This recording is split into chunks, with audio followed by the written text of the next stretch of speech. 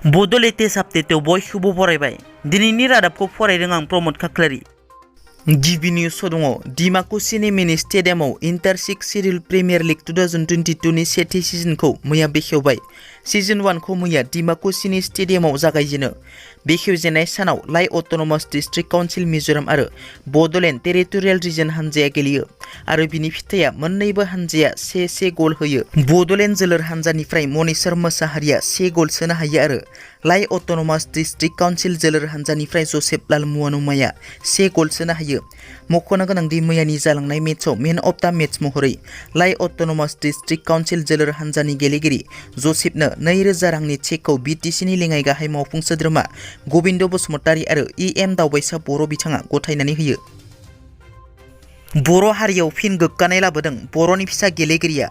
बर'नि फिसा इन्टारनेशनेल वुसु गेलेगिरिया मेडेल देरहानो हादों।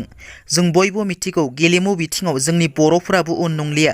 बेबादिनो गुजरातआव खुंजानाय 36थि नेशनेल गेम्स 2022 आव क'क्राझारनि सानमा ब्रह्मआ वुसु गेलेमु बादायलायनायाव फाइनाल एबा जोबथायाव जेननानै सिलभार मेडेल देरहानो हानानै फिन खनसेबाव बर' हारियाव गोग्गानाय लाबोनो हादों।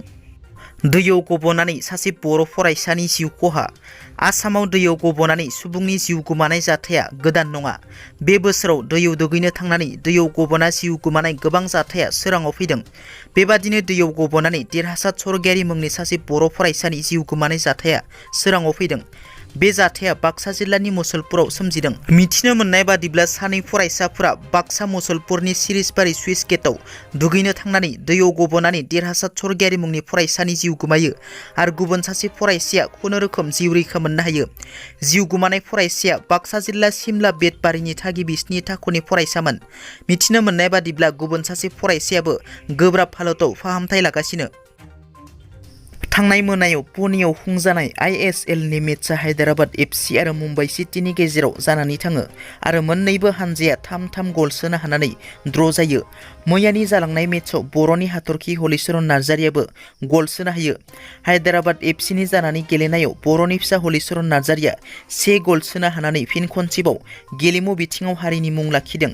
हलिचरन नार्जारिया हायद्राबाद एफसिनिफ्राय 51 मिनिट समाव गल सोनो हायो। मोनसे दुखुनांथाव रादाब बारग' एनडिएफबि सोद्रोमा सायाराम दैमारिया रुंसारि जाबाय। सनितपुर जिल्ला ढेकियाजुलि मुंख्लं नोगोरनि 6 नं वार्डनि थागिबि बारग' एनडिएफबिनि सासे गोख्रों मावथि सोद्रोमा सायाराम दैमारिया बे बुहुमनिफ्राय अराय समनि थाखाय आनज्रायलांबाय। बिथाङा सानै फिसाजो सासे फिसाज्ला आरो गावनि बिसिखौ अराय समनि थाखाय नागारलाङो। बिथांनि रुंसारि जानायखौ ओनसोलनि सुबुंफोराबो गोथौ दुखु मोननाय फोरमायदों। बाक्सा जिल्लानि भारत भुटान सिमना ओनसोलाव मैदेरनि उदखारा गिख्रंथाव महर लानो हमदों। बाक्सा जिल्लायाव मैदेरनि गाग्लोबनायाव सासे बर' सुबुंनि जिउ गोमायो। बाक्सा जिल्ला बरबरि थानानि खैरानि गणेशगुरि गामियाव हरनि समाव बे दुखुनांथाव जाथाया जालाङो। उन्दै उन्दै गथ' गोनां धनेश्वर बर'आ मैदेरनि गाग्लोबनायाव जिउ गोमानांदों। मिथिनो मोननाय बादिब्ला हरनि समाव हाग्रानि मासे मैदेरा आदार नागिरनानै धनेश्वर बर'नि न'नि बारियाव हाबफैयो। मैदेरनि हाबफैनायखौ मिथिनानै धनेश्वर बर'आ मैदेरखौ होहरनो थांनायाव मैदेरजों बुथारजायो। मख'नो गोनांदि थांनाय माखासे दाननिफ्रायनो बाक्सा जिल्लानि भारत भुटान सिमना ओनसोलाव हाग्रानि मैदेरा सानफ्रोमबो सान हर गोजोन गैयै खालामदों ओनसोलनि सुबुंफोरखौ आरो बे ओनसोलाव थांनाय दान मोननैयाव मैदेरनि गाग्लोबनायाव 4 सुबुंनि जिउ गोमाबाय। मैदेरखौ बुथारब्ला मानसिया दाय जायो नाथाय मैदेरा मानसिखौ बुथारब्ला दाय गैया। गेदेर सोंलु दैखांदों बाक्सा जिल्लानि भारत भुटान सिमना ओनसोलनि रायजो राजाफोरा। हाग्रा बिफाना मानो सिरि? मैदेरनि उदखारखौ मानो सरकारा फोजोबनो हायाखै होननानै गोख्रों खुद्रिसारदों मैदेरजों भुगिनांनाय सुबुंफोरा। कच राजबंसि सनमिलनि आफादनि गोख्रों हुमखि। दिनै गसाइगाव दुलाराय कच राजबंसि सनमिलनि आफादा खौरांगिरि मेलनि गेजेरजों सरकारखौ गोख्रों हुमखि होदों। रायजो सरकारा आसामाव थानाय कच राजबंसि हारिनो थाबैनो एसटि होनांगौ दाबिखौ लानानै फैगौ नबेम्बर दाननि 6 खालार खालि गसाइगाव महकुमानि श्रीरामपुराव दुलाराय कच राजबंसि सनमिलनि आफादनि बानजायनायाव रेल होबथानाय हाबाफारि लानाय जागोन होनना फोरमायदों।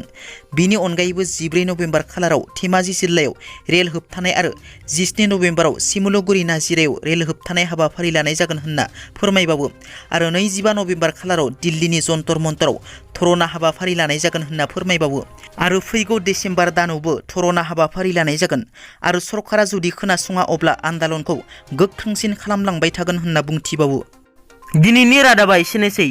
नोंथांमोना जुदि आंनि चेनेलखौ दासिमबो साबस्क्राइब खालामाखै अन्नानै साबस्क्राइब खालाम गोजोन्थों।